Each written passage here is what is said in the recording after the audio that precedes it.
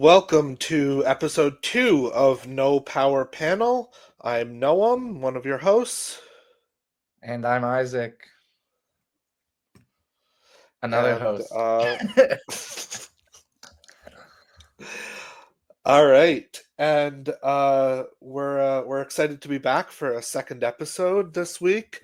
We're hoping that this will be more of our regular weekly release time going forward, more midweek than on the weekend. But even posting on the weekend, it seemed like there were some people who wanted to hear what we had to say, which we appreciate. And if you're joining us for a second week, or if you're just finding us, then welcome. Thanks for tuning in. So, with that said, we should get started because it's been a pretty news-heavy week, even so far, right, Isaac? Yeah, totally. America, as much as we thought we were spared from Liberation Day, we're not spared from the global economic crisis. So one, we still have the auto tariffs. So it's like Mm-hmm. that's, taking its hit on Canada, and, the auto manufacturers in Ontario are already saying, they're freezing hiring, which is going to have an economic effect. But if you collapse the entire global stock market, no one goes unscathed, and that seems to be what's That's just the happening right now. reality.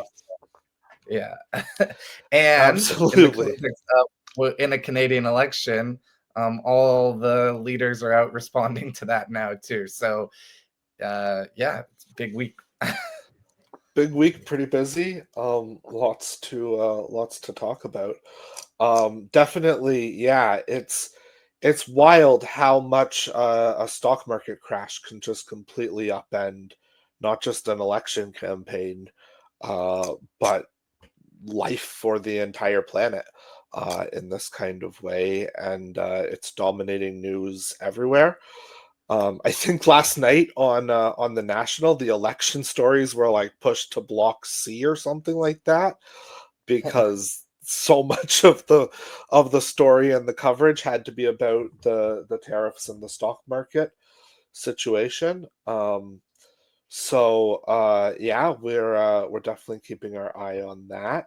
And to follow Um, up from last week, the White House released their equation that we said how they calculated tariffs. We said it was just the trade deficit over divided by the import value, um, basically a percentage of deficit divided by total trade.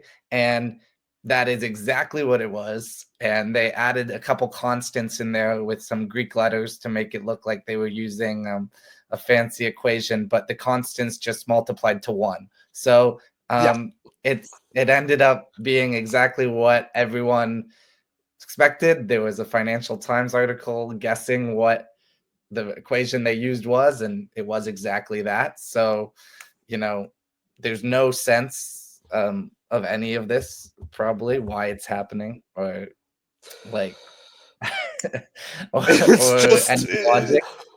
There's I no, think it's there's no. happening because I think it's happening because Trump likes the word tariff, and Mhm. he is still stuck in a very old mindset of economics, and he wants the money to come in, and he doesn't understand that it's gonna bankrupt everything And at I the end think of the in day.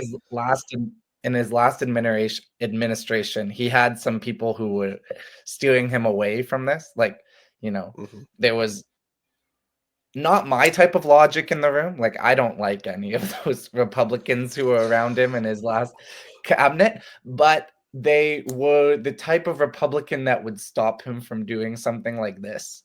Um, Yes. I don't agree with a lot of their economic policy anyway, but at least it would stop this. I think in this administration, it's all such yes men, and there's so much actual idiocy in terms of consequence, like factoring in, that there's no there's I think we've been proven this past week that there's no checks and balances, and all of Congress is scared of him.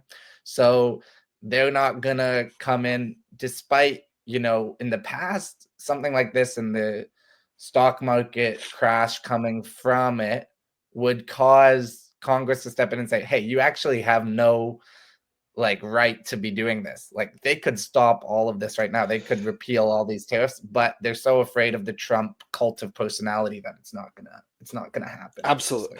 Had any other president done this, it would have resulted in a bipartisan impeachment very, very quickly. Because not only is it wrong and dumbheaded, but it's also illegal. The power of the purse belongs to Congress. These are untried precedents that Trump is trying to set here, untested precedents that he's trying to set. Ultimately, it will end up being decided by likely the Supreme Court, which is filled with Trump appointees. And so, I mean, we're seeing with every decision that they come out with that they really are siding with him the vast majority of the time. So that's the ultimate factor here. And the reality is that it's gonna be what it is, and everyone else on the global stage is just doing what they can to best respond to it. And we're already seeing the ripples in Canada. Carney came out yesterday talking about what they're going to do with immediate relief for retirees who might be withdrawing from retirement accounts that are going to be affected, because essentially, if the market is down 12%, you only lose money if you're taking out. So the withdrawing from the market. So, as much as we want to be like, the stock market isn't the economy, for some people, it is their income, and they're losing money when they're withdrawing from it. And Carney's, base of support, as we talked about last week, is this 55 plus demographic. He's got to appeal to them. He's got to tell them, don't worry, it's all right, I'm gonna get you through this, and let's give you more incentives, more cash to allow yourself to not be scared that you're losing so much money when you're withdrawing from your retirement accounts. Absolutely. And it's something that he really is, I think, definitely making efforts to appeal to them. We've seen that in some of his policy proposals. We've seen that in him targeting the places that he's going, very specifically trying to shore up his base at this point, or what could be considered his base. We are also seeing that in the conservative messaging and the way that they're trying to start to shift to target some of these communities, that if they are going to manage to pull this around and come back and win this thing, it's going to be because they were able to pull some of these older voters back to them. And it's something that they are obviously trying to put effort in. The question is Pierre Poilievre the right messenger? Is he the right person to get some of these people who may have voted conservative 10-15 years ago? Does he have what it takes to get that coalition that has been lost over the last couple of elections, and specifically now to Mark Carney? Is he able to speak to them in a way that they need in order to progress to voting for the Conservative Party after having been very strongly in favor of Carney for months now? I think the Conservatives and Poilievre are facing a huge uphill battle right now.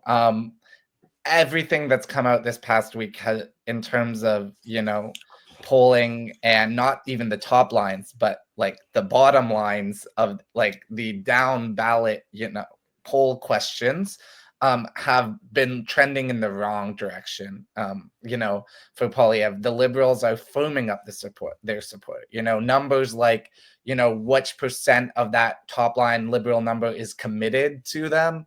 That's cementing. That's growing every poll. From companies like Angus Reid. It's showing each time they poll weekly, it's the Liberal percent that is committed to Liberal is going up. So to win back those conservative or red Tory voters who might have been hating on Trudeau and ready for a change, they're liking Carney, and the more they're seeing of Carney, they're seeing him as that kind of like rational, whatever that means, on the economy, and appealing to their sensibilities essentially, and making them feel safe. And Poilievre is just losing those likability numbers, those favorability numbers, that he's got a huge trench to come out with. Women's support, like his gender gap support, is he's like under minus 30 with women. So it's hard to make all that up in less than 3 weeks. Like, it's gonna be an uphill battle, and Carney's not losing it essentially right now.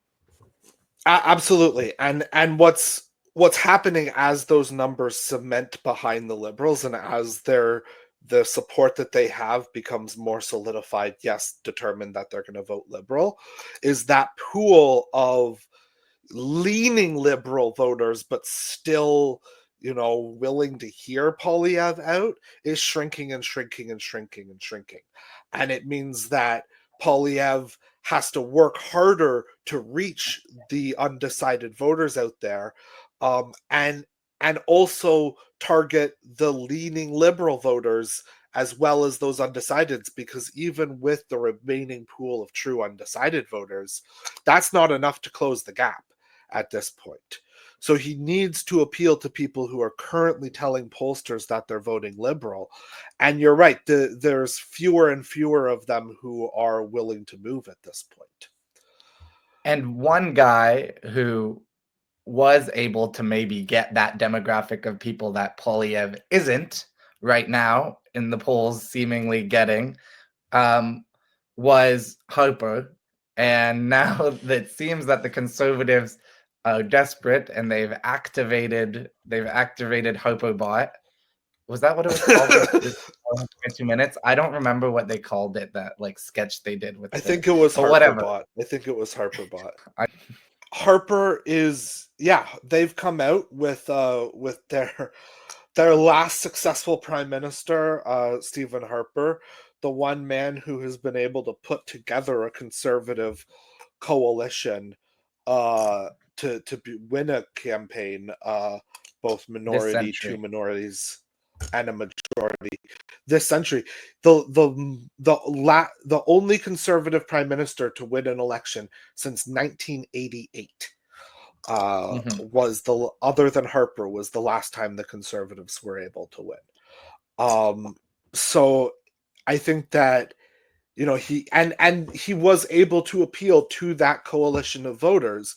He won his majority government largely on the back of those voters that we were talking about, Carney having a strong appeal to.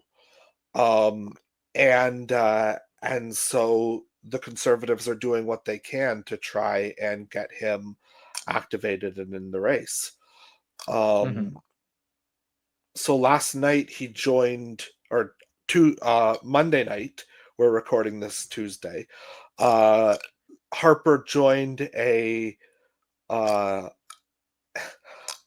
large, in fairness to the Conservatives, probably the largest rally that any Canadian political campaign has had in the last 50 or so years.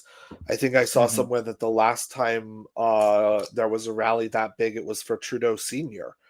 In the 70s. So it's an impressive crowd that they were able to get out. It was held in Edmonton. It's also in Edmonton, so they're campaigning in Alberta.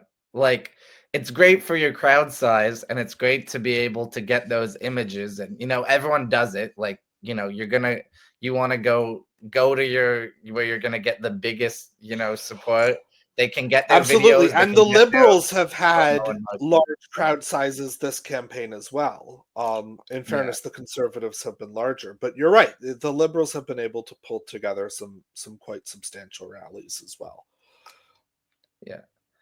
And I just feel like the fact that they are even, spending obviously they have to spend some time in Alberta since, you know, you don't want to be your whole bread and butter is, the West is ignored, Alberta's ignored, like by the Liberals, by everyone. So they don't want to take it for granted. They need to signal that, this is where support is. We're not forgetting about you. But it can't be such a good sign that the Conservatives are spending their time. Right now it's looking like they might lose 7 seats in Alberta or something. Let's say around that number, 5 to 10. I think that's yeah.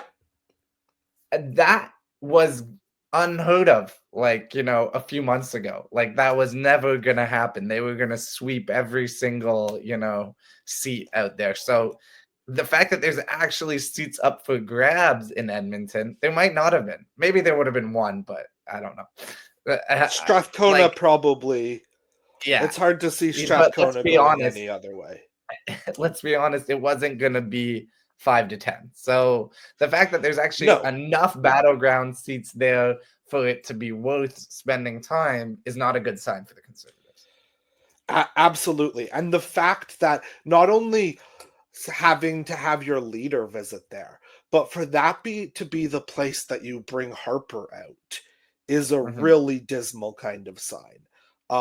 Yeah, absolutely. It created that large crowd, and Poilievre certainly seemed to be proud of that on the campaign trail when answering questions about it. But the questions that he's being asked are legitimate, and they are, was anyone in that crowd somebody who 2 months ago um was, or not even that, was somebody who in 2021 was a conservative voter, Yeah. right? And I get those. I get that that's questions legitimate, but at the same time, it's like we know those rallies aren't, you know, most of the time they're not to bring in new voters. Like, you're not gonna you want to get volunteer signups, you want to get people on your list to do like e-day vote pulling, you want to get them on your list to help out. Like, not many people who are undecided are going or No, it's leaning about, even are going to take time out of their day to go line up for 3 hours to go see a leader speak. Like, which no, is most of the it's election. about a show. It's about a show of how activated their base is, and in fairness to Mhm, the conservatives, they have an incredibly activated base. I mhm. think that the issue becomes when you put that together with the poll numbers in Yeah. Alberta and everywhere else. It's looking like, okay, you can have as activated a base as you want. That doesn't actually going to result in winning a larger number of seats. And so that's the point that I think I'm trying to make is Yeah. absolutely, it's not about getting swing voters to the rally. It's about going, okay, you got 12 to 15,000 people to show up at this rally. You maybe get, 50 to 70% of them signing up to volunteer for E-Day or before. Does that actually mean that it's going to net you any positive vote at all coming out of it? Mhm. Maybe the fact that you're getting that kind of people signing up to pull vote on E-Day means that a riding that looks like it might be close right now in Edmonton or in the surrounding areas, you have a shot of winning versus the other guys. But I think what we have seen time and time again in election campaigns south of the border in particular is that rally size means squat, right? Mhm. If rally size matters, then Bernie Sanders would have won the 2016 Democratic primary, right? And if If anything, rally size matters, Kamala Harris would be president right now, right? It's not about rally size. It's about, are you actually able to secure your vote, and how much of a vote is there for you to secure? and the more Poilievre talks about it on air, in interviews, during press, the more fodder it gives to the liberal attack ads where they can say, "Oh, he sounds just like Trump talking about rally size all the time." So it's not Absolutely. actually like he's falling into the trap. Like it's not like that. And I don't know why they are putting so much emphasis on these rallies because, no one is claiming that the conservatives have lost that much support. They've only lost 3 to 4% of their support. They're still polling at around 37%. That's huge. That's so obviously if you're going to Absolutely. get 37% of the Canadian population, you can have giant rallies. No one is denying that, especially if No. your base is really solid and loves you and is a part of that, they're going to bleed blue. So like I don't understand why there's such the focus from them on the rally and talking about the rally size and telling you that the polls are lying. Who cares? Focus on your messaging and say it's still a horse race. You're not dead, fine. But to say we're winning in our rally and that posturing, I know you have to do it, but anyone who can like critically look at this can see that it's like, okay, the rallies do not disprove the polls. Like they make No. perfect sense with the polls. Absolutely. Absolutely. So going off of that, I think it's interesting to note the way that the conservatives have responded to the criticism we talked about last week, that they were getting from senior conservative strategists, and the shift that they are actually trying to execute in their messaging. They can say that it's not a shift if they want, but at the end of the day, I think it really is. I think that if we look at what they're saying, the the Mhm. the language, the tone, and the framing has changed. It's not that they are moving away from talking about the lost liberal decade and all of these things, but they are still talking about something really actually interesting, which is they're now painting that as the reason why Canada was so vulnerable to the crisis created by Trump. So I just want to play a quick moment from Harper's campaign um, speech yesterday. It's no secret that our country faces today another historically challenging time in the form of the Trump administration. There is no sugarcoating that. But the bulk of the problems that afflict our country, falling living standards, declining employment and housing opportunities, rising crime, the growing divisions between our regions and our people, these were not created by Donald Trump. They were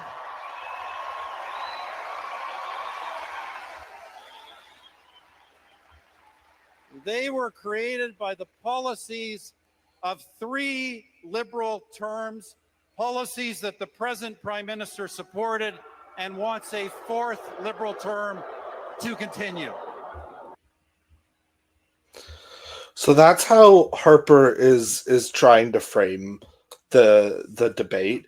It reflects how Poilievre in that rally went on to try to do very similar messaging in his speech, and I think it really does uh, say something interesting about how they are proceeding in this election and what they're trying to do to get that support we're talking about back. Yeah, well, they spent years, hammering those issues. And then Trump, as an outside force, and Trudeau resigning, came up and basically changed the ballot box question. The ballot box question was going to be affordability, I believe. And the Conservatives were banking on that. And it should be. It should be. People's lives, are harder than they were 10 years ago. And probably most Canadians would agree with that. Just, based around inflation, inflationary, just cost of living, including housing, and the job market, all these things. So that the Conservatives were primed to go on this ballot box question.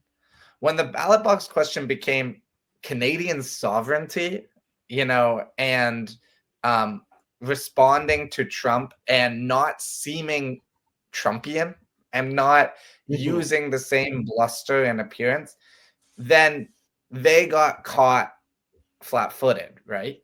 And Poilievre tried to kind of ignore it, and I think they're at the point where they have to admit that this is going to be the ballot box question, but how can we still tie this to what we originally wanted it to be without seeming like we're ignoring it, without seeming like we're not even acknowledging that this is what people are now caring about, but saying, okay, this is what the electorate is going to be voting based on. Who's best to handle it? They might be losing to Carney, but who put us in the position to end up here in the first place? And are we going to reward them? Then that's that kind of like slight. But the thing is, my issue is I feel like it's too subtle. Like it's too subtle of a difference. And most people, they're not voting based on any of this. They're voting based on vibe. And they're voting based. The fact that Carney can even have this much more support than Trudeau did shows that most people are voting based on vibe. They're not tying Carney to Trudeau in their head, like maybe they would have Chrystia Freeland, or like maybe they would have someone who was so present in the news. To them, Carney didn't exist. So as much as Harper can get up there and say the policies that this current prime minister supported, most people in Canada, I'd say most voters, didn't even know Carney existed, until a few months ago. So to say, oh, we have these articles of him saying he supported things Trudeau, that's not going to cut it in terms of tying those two things together in people's minds when they think I'm voting Mark Carney, if that makes sense. Absolutely. And I think, there's an element of what happened this weekend when at a Carney rally, you had a woman yelling out, lead us, Big Daddy. And I think that, when you talk about vibe-based voting, what people are looking for right now is that kind of experienced hand, the person that talks in a very adult, rational, kind of boring office dad kind of way that Carney presents as. It reflects on our conversation from last week about the fact that he's not a phenomenal politician. He's not a phenomenal campaigner. What he is phenomenal at is presenting as a kind of adult, human, reasonable person. And that's what people are looking for right now. So at his rallies, when he isn't barnstorming speaking and he's just talking like a very normal dude, people get excited because they're excited to see somebody who just sounds normal and sounds calm and like he's going to be somebody to just keep stuff safe right now. I've heard a lot of people, non-political people who I talk to, and what they're really looking for is somebody to just keep things stable and safe and normal. And Poilievre doesn't present that way. He presents as somebody who's going to upset the system, and Carney presents as somebody who is in it for the system. And if what you're looking for as a voter is somebody who's going to protect you and keep you safe in the system that we currently have, there's no wonder why Carney presents as the more rational choice in that circumstance. So from that point, from we talking about people making those choices and the support and what that looks like and how it's moving, I think we should talk about the horse race disco. Horse race disco. I think that's good. I like that as a that's what I'm segment calling this name. segment. I think that's a pretty perfect segment name. I'm gonna have to come up with some graphics for that. All right. So let's talk about it. I've got CBC's poll tracker at a high level. Let's talk. So I've got poll tracker up. I've got 338 up. So let's look at just like high level percentages, and then we'll get into the nitty gritty. We'll break down into the races. Yeah. Gotcha. So right now, the 338 has the Liberals at a 99% chance of getting the plurality of seats. That's broken down by 87% chance at an LPC majority and a 12% at an LPC plurality. These are, just to be clear, these are not like they're getting 87% of the vote. This is an 87% likelihood out of the model that they're going to get a majority. Yeah. This is pretty much even with the numbers we saw last week. There's just basically been some noise. Poll tracker has similar numbers. Poll tracker has a bit higher percent at a majority, but pretty much the same thing. 89% majority, 9% plurality, and a 1% chance for the Conservatives. If there was some type of, I think with these numbers, we can say if an election was held today, the Liberals are winning. I don't think that's a question. Absolutely. Like at this, there would have to be one of the biggest polling misses in history, never before seen. Don't compare this to Trump winning. It's not the same at all. Like this is not Brexit polling error. This is not Trump winning polling error. This is unprecedented, never seen polling error. No, if the election would this is beyond the margin of error, polling error. That we don't see happen in advanced society. And these are aggregates. This isn't one poll. So like I think there's out of the dozens of polls that have been released, only one has even showed, them tied. So like this. So absolutely. So the numbers right now, the polling average numbers, just to be clear, are, and I'm looking at CBC poll tracker. The Liberals are at 44%. The Conservatives are at 37%. The New Democrats are at 8%. The Bloc are at 5%. The Green are at 2%. And the People's Party are at 1%. Those are the totals currently. Yeah. And I just want to qualify everything that we're about to say with the fact that, like, these are polls that are a snapshot in time right now. So obviously things can change and we can say, oh, there's no way the Liberals would lose if an election were to held today. This isn't a prediction that the Liberals are for sure going to win the election. Things can change in, 3 weeks. And lots of people, I see respond to that 2016, like they're sending Nate Silver like 538 screenshots from 3 months before the election where he was saying Hillary had a 95% chance of winning. That was if that election had happened in August or September, like on election day, it was about 70-30, which, 3 and 10 times someone winning isn't that unlikely. I wouldn't say that's a polling miss, at all. So I just want to qualify the discussions we're having now is about the current state of the race, not predictions for the election day. Absolutely. It's about the current state of the race. What we're seeing from almost every single poll that's coming out is that this is the current state of the race, that this is where things stand. And I would also add that yes, that's true about the Nate Silver point. But what I would also say is that was 3 months out. There's a big difference between 3 months 3 and weeks. 3 weeks. Yeah. For what it would need to take at this point for the Conservatives to get to the level where they could win even a plurality of seats, it would take a pretty significant shift. As we talked about already, we aren't seeing those kinds of shifts taking place at this point. But you're absolutely right. That's not to say that 3 weeks is a long time in politics, and absolutely things could still change dramatically. We have seen that before in campaigns.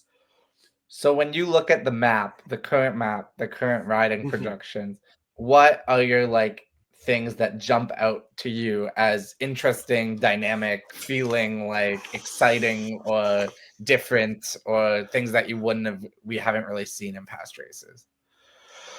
I think there's a couple of things. The first I would say is the NDP number nationally, but in particular, the NDP number in British Columbia um, is not what I So would have 338 expected. has the NDP in British Columbia at about 14%. So Liberals 41, Conservatives 40, NDP at 14. Absolutely. And in terms of seat projections, that works out to be on 338, 22 for the Liberals, 20 for the Conservatives, and 1 for the New Democrats. Yeah. I don't necessarily know that I buy that one number. Well, We've it's seen to be pedantic, it's 0. The likelihood of the range of likelihood is 0 to 3. So I think we can say I'm feeling the same way. I would feel they're on the top end of that range, maybe even pushing a couple more, because I think what we talked about last week with not taking into account specific ridings and very an minute incumbent. riding details that the model can't predict. That's why I think we're dangerous with this swing to say, they're not going to get a seat, or they're only going to get one seat. That makes absolute sense, and I 100% agree. Yeah, I think that it's more likely that the NDP are looking at somewhere between probably in what they're looking at and what they're hoping for. You would expect that it's probably closer to like 3 to 6 of their incumbents in BC holding on than the 1 to 3 that we're currently seeing represented Even there. at So I think that the oh yeah, no, go ahead. I was gonna say, it's the crazy thing is if we look back to the day Trudeau resigned, 338, which is when NDP was polling their best and the Liberals were polling their worst, it was all Conservative. Like the NDP was even then only projected to win 6 seats in British Columbia. So like the difference between 6 seats and like let's say 1 to 4 seats, isn't even that dynamic, even though their percentage wise has dropped. At the day Trudeau resigned, the NDP was projected at 27% in BC and now 14. So it's cut in half. Maybe their seats would be cut Absolutely. in half too, Absolutely. So yeah, I think that that's one thing that stands out to me. And then the other thing that really kind of stands out to me is how national this mandate would be. I mean, Yeah. you have the Liberals finishing with with more seats than anyone else in the territories, in BC, Ontario, Quebec, and just dominating in Atlantic Canada. And possibly And having Manitoba. yeah, exactly. Being very close in Manitoba, and those 3 NDP incumbent seats very likely could be the tipping point as to whether the Conservatives or Liberals, sorry, have a plurality of seats out of there. But certainly they'll be close in Manitoba, and you also have them winning a handful of seats in Alberta and Saskatchewan. Well, I So think I that's think huge that too. it'll be if this bears out, it'll be the first time in a long time that we have this sort of national mandate for a government with a broad base of support everywhere, or at least in enough places and with enough support in the places where they don't have huge support to be able to govern effectively in the way that Mark Carney clearly seems to want to be able to. Well, if we want to roll it back to talk about that point in terms of when was the last time we saw something like this, I think Yeah. I just pulled up the 2015 results, and I think it is pretty similar. They won every single seat in Atlantic Canada. They won 40 seats in Quebec, 80 seats in Ontario. Even in Alberta and Saskatchewan, the Liberals did get 4 seats in Alberta in 2015. So if they're And then projected Ralph at like Goodale around, would have won in Saskatchewan, right? yeah, exactly. They got that seat in Saskatchewan. So if we're talking, when was the last time we saw this? I would say it was probably 2015. And what happened is in 2019 and 2021, I remember listening to pundit after pundit say, the Liberals are getting wiped out in Alberta, they're getting wiped out in Saskatchewan. They're not going to be able to put anyone, they didn't get a seat in Alberta in 2019, right? And there was this huge discourse over they can't have anyone in cabinet from Alberta because they don't even have an MP from Alberta, So I think it would be a change of pace from Trudeau to at least say even, I'm getting 5 seats in Alberta, Absolutely. I think that's a big calling card. I definitely agree. I think it says a lot. I think that, especially when you think about putting a cabinet together, choice is huge, right? So often leaders end up having to put someone in cabinet because they are the only regional representation from a particular area. You look at Stephen Harper had to do it a lot with the Atlantic Canada, and with Quebec, he ended up with people that he wouldn't necessarily probably have chosen had it been up to him in around the cabinet table, but he had so few options to choose from. And that's also particularly true for Trudeau over the last number of years. You're right.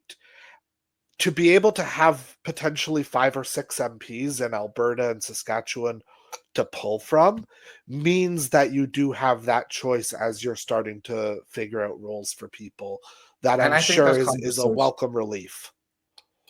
And I think those conversations are already going on, probably. Like Amarjeet Sohi was the mayor of Edmonton, and now he's running in Edmonton Southeast. Like, I don't think you go from being mayor to running for MP maybe of a big city like that unless you're going to get a cabinet position. Like, absolutely, to be able to you don't go from candidates like that. Like, that's a big difference than to just pick someone because they got it. Absolutely. You don't run from that kind of place to be a backbench MP. That's just the reality. It doesn't generally happen.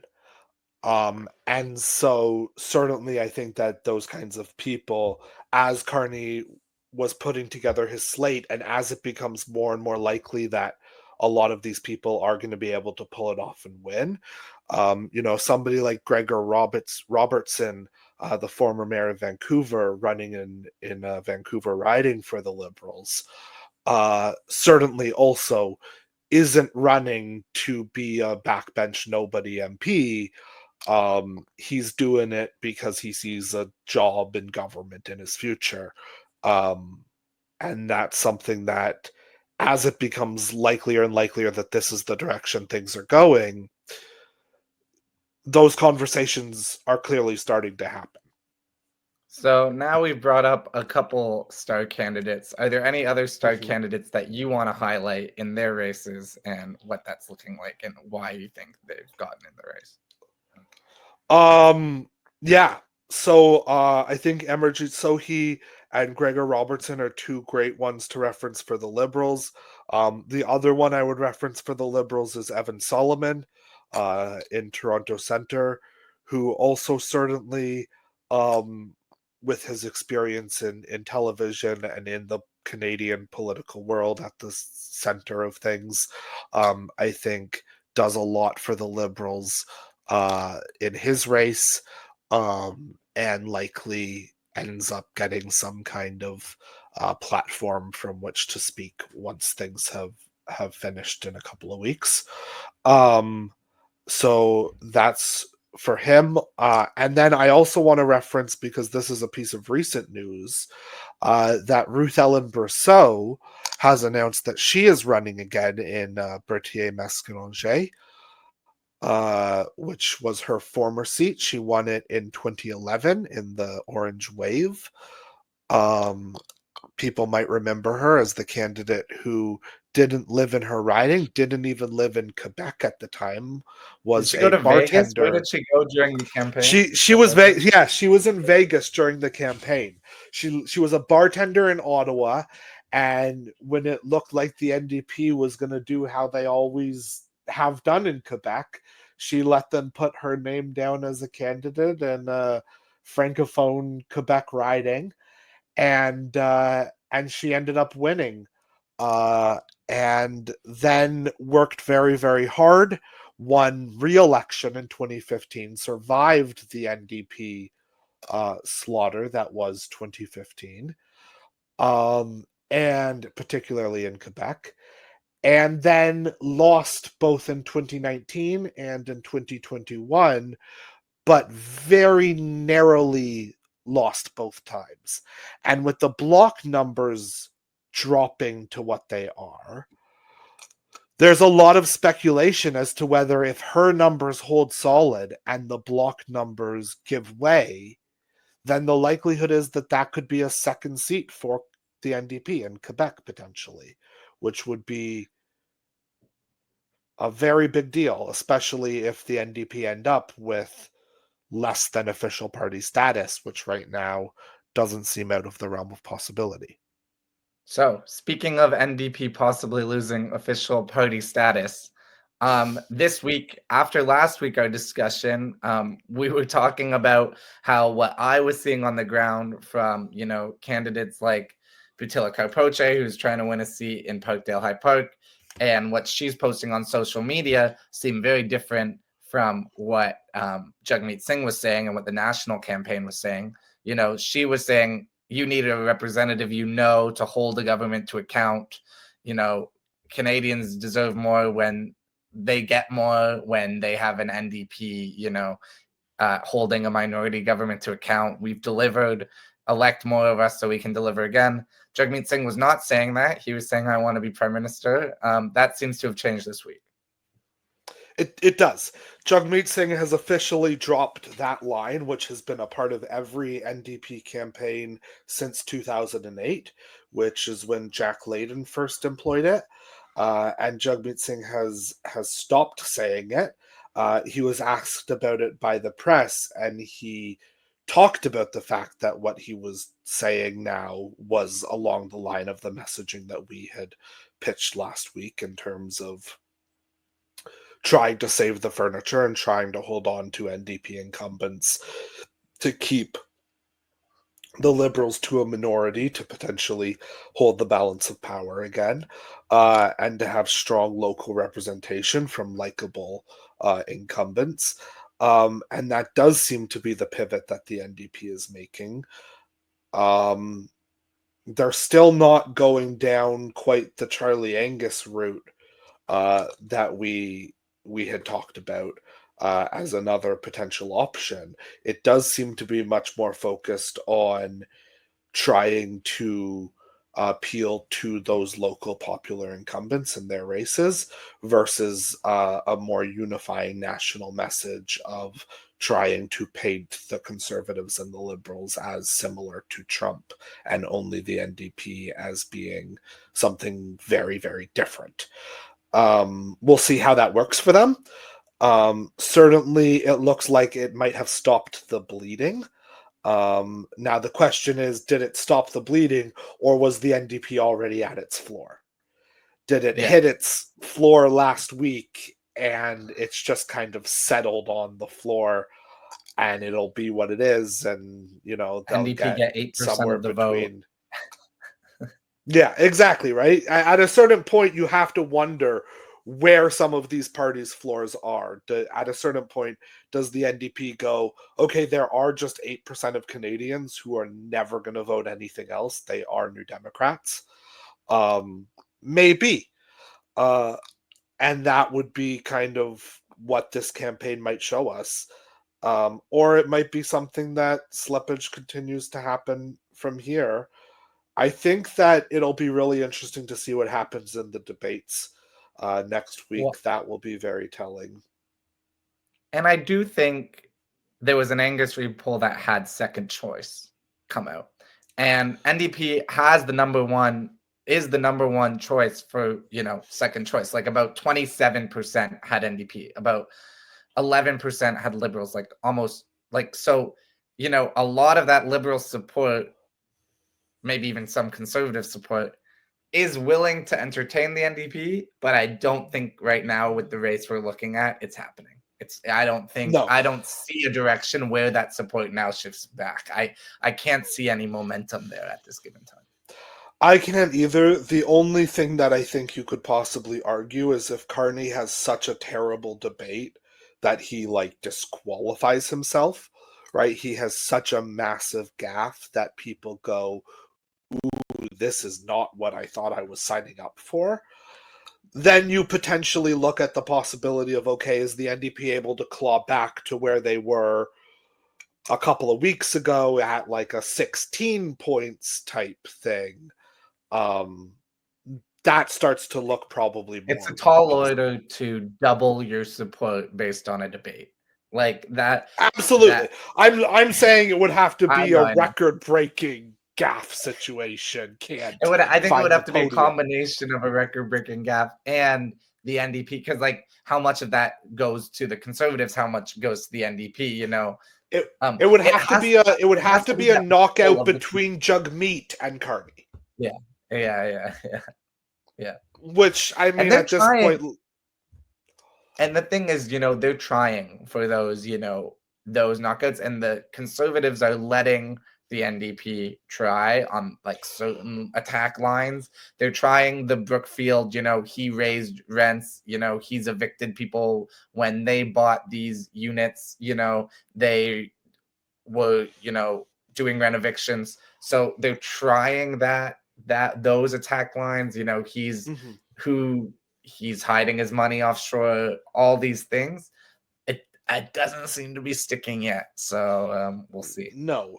I we'll think see if that it could go back to I bring that up to say, I feel like you could bring some of that stuff up in the debate. It depends with a larger audience. Can you land that punch? Does it actually land? Or have people just been like, I don't care? I think a lot of that depends on how Carney responds to it.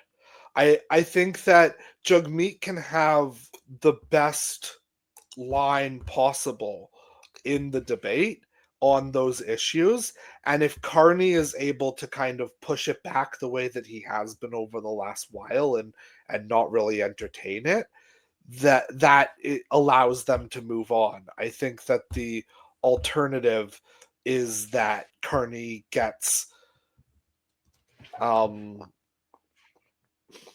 pissy about it, for lack of a better word, in the way that we've seen can sometimes happen, and then that could be a point of fracture that most people don't really want to see that attitude from Carney.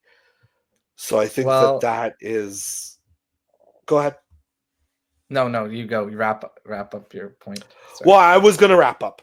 I think that talks about the horse race situation. Overall, it's looking like the Liberals have a pretty solid lock on likely a majority.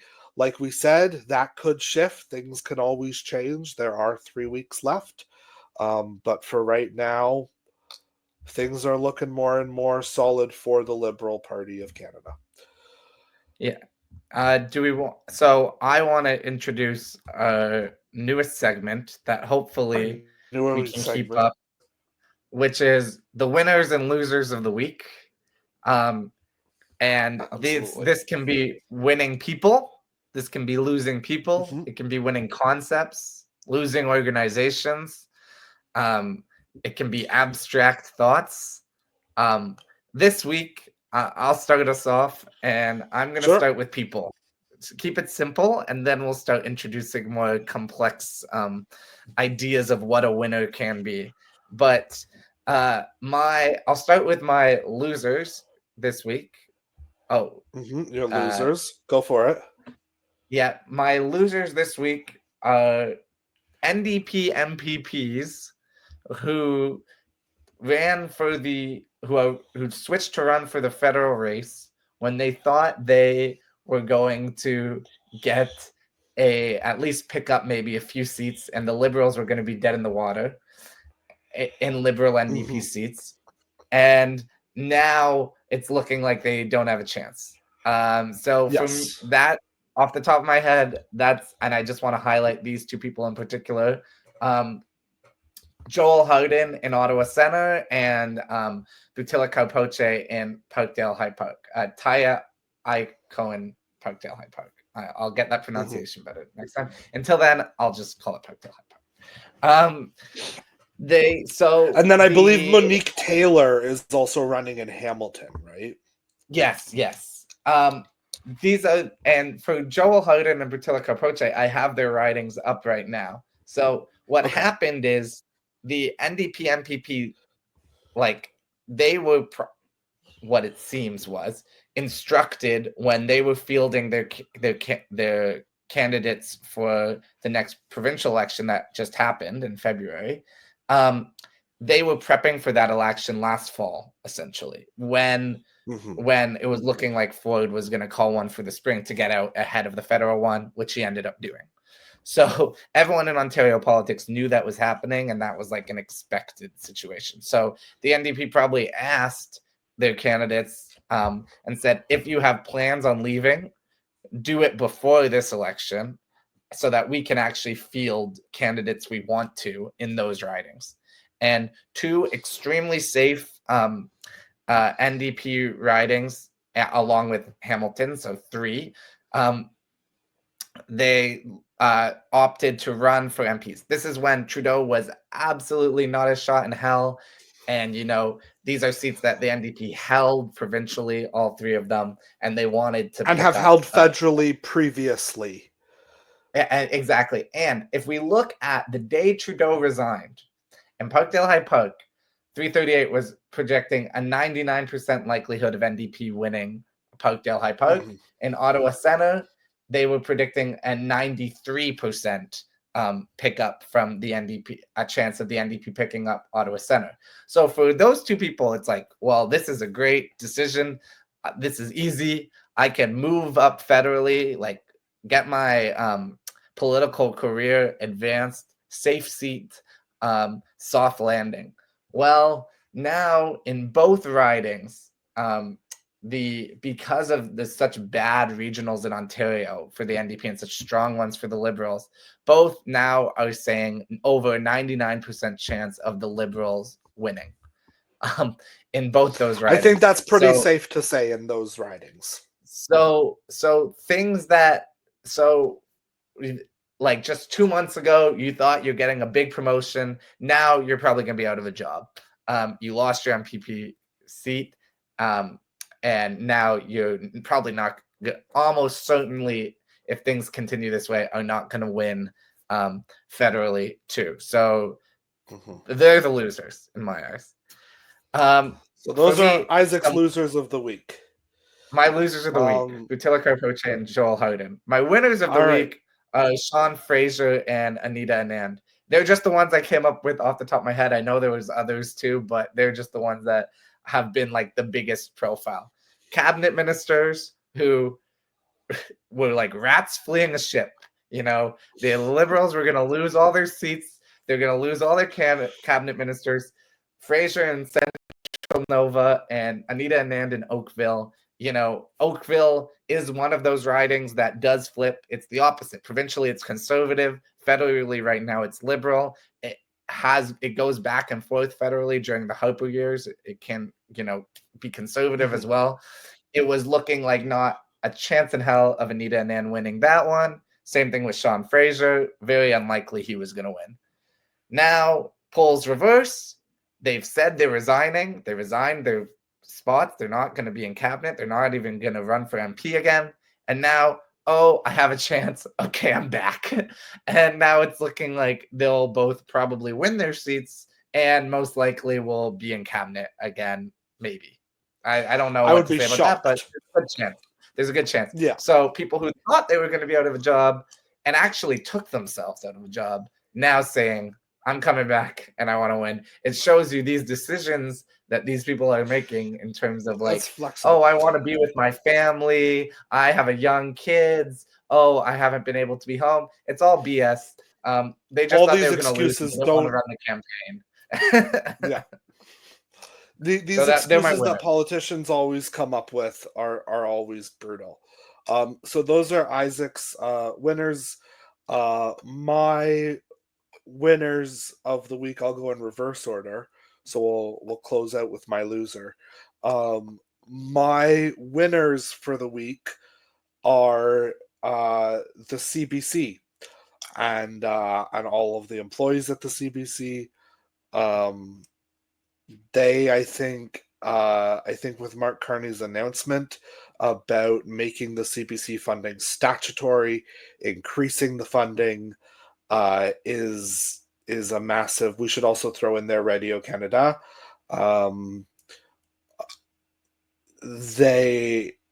The fact that CBC and Radio Canada could have their funding made statutory by a federal government means that any future government would have to get House of Commons approval in order to cut that funding. That becomes very, very difficult, rather than being able to do it through an order in council, which is just when the cabinet is able to decide on something like that, which is the way that their funding is currently set up, which meant that under a Poilievre government was looking very likely that on day 1 or 2 he could just scrap CBC public funding. The fact that it has become a large part of the Liberals' campaign to save the CBC says a lot about the CBC politically, about its support amongst Canadians, and also does a lot just for the employees there and the state of public broadcasting in Canada. So they're my big winners for the week. My loser for the week is Alberta Premier Danielle Smith. Danielle Smith, what to say about you? She might have single-handedly cost the Conservatives this election, quite frankly. There are a lot of other factors that we've talked about and that we'll continue to talk about, obviously. But her messaging and her positioning outside of Alberta and even some places inside of Alberta has become toxic. It speaks to a very specific segment of the country. It speaks to a segment of the country which was already going to vote Conservative, was already in that party's support, has never left that party's support for even a day since Pierre Poilievre won the leadership. And beyond that, even.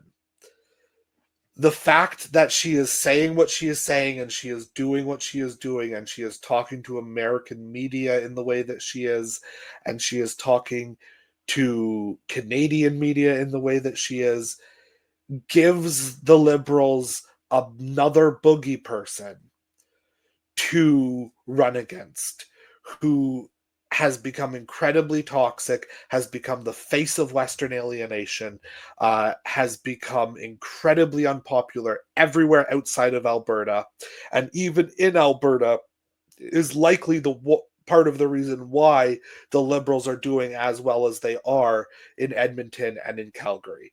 I will also say that Naheed Nenshie's implicit support of the Liberals does a lot for them. It prevents that progressive vote from being split. It means that provincial NDP workers who do have a real machine in Alberta at this point are not going to be out there for the federal NDP. There are splits going on in that base. And a lot of those people are actively supporting the Liberals.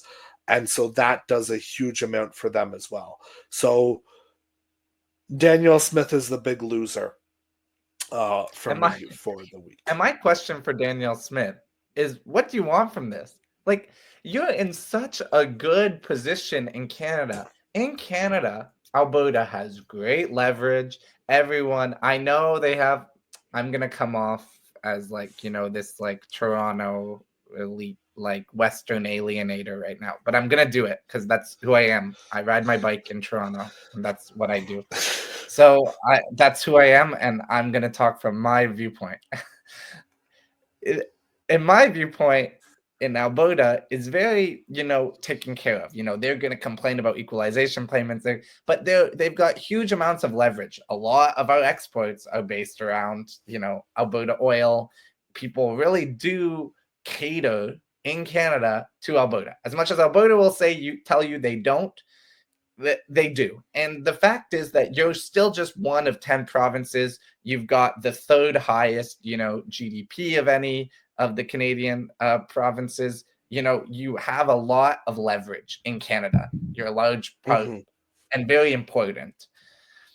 As much as you may feel alienated and you may feel like Canada's imposing socialism on you and whatever are your qualms, you have so much leverage. If you're Danielle Smith, why do you want to be, you know, well, I know she hasn't said this explicitly, but she's very much signaled it's like, I want America to be my, as you brought up earlier, like Carney, like Big Daddy. You know, it's like, I want America to be my, let's say Alberta becomes a state. You're nothing. You are nothing. You're nothing to them. You're just another state. You're fucked. You have no power. Like, so no, it doesn't even make any logical sense to me. It's like you have so much more power as Alberta within Canada than you do in this global economy if you try to take it on as yourself, or if you're gonna go try to like be a part of America. It doesn't make any sense.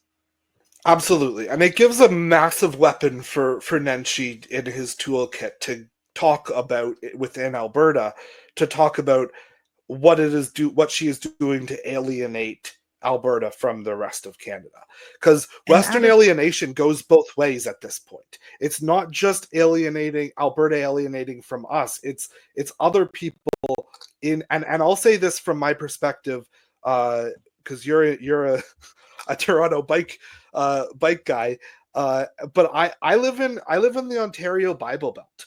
Right, my Conservative MP is going to win re-election with probably upwards of 50% of the vote.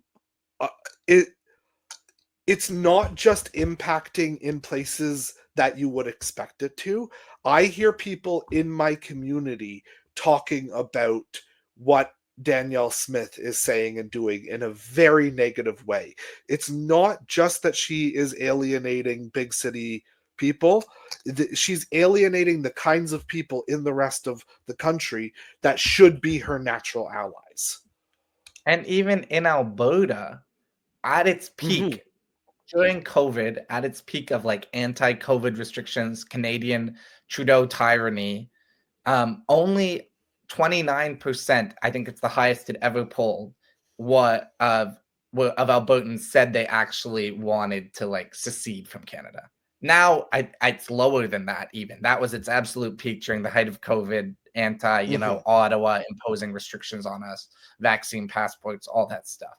So like, it's not even a winning issue in Alberta. You know, it's not, and I know she hasn't explicitly said it, but all of her signals are there that she's undermining Canada. And when over 70% of your province support the idea of, you know, being Canadian and supporting a Canadian identity and standing strong with Canada, it's not a winning issue.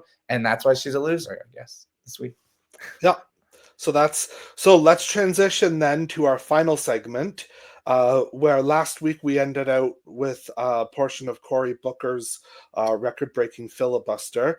Every week we're going to close out with a little bit of inspiration, a little bit of hope, a little bit of unity, trying to instill that little bit of positivity.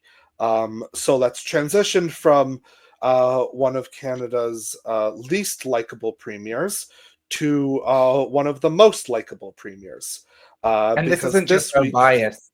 It's like in premier approval rating polling, he is one of the highest and Smith is one of the lowest. Absolutely. So it's not just So let's close out this week listening to Premier Wab Kinew of Manitoba.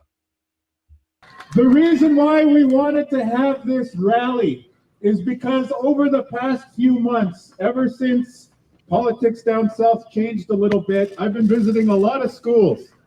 And there's a lot of kids who talk to me, 9 years old, 10 years old, and after we read a picture book or we talk about the issue of the day, they always come up and they ask me, so is somebody going to take over Canada?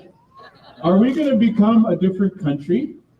And what I tell them is the same thing that you're here to tell them. No way. No country will ever take over Canada.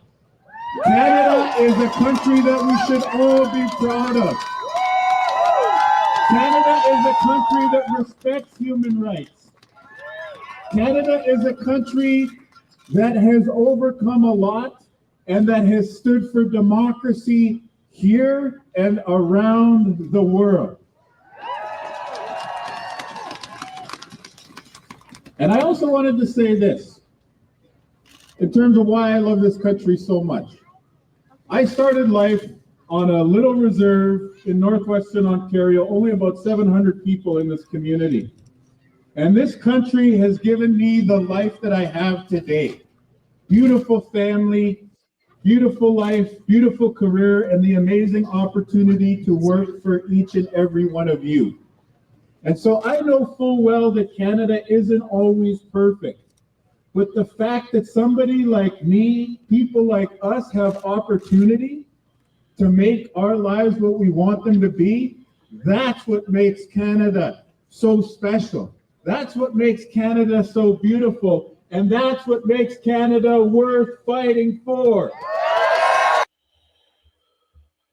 All right. Let's go. Let's go. Thanks Maybe for joining us leader for of the federal NDP. Who knows? I don't see him jumping ship at this point, but conversation not for another week. Yeah, I don't think it's happening. All right. Thanks for joining us for episode 2. We'll see you for episode 3 next week. Have a good time. All right.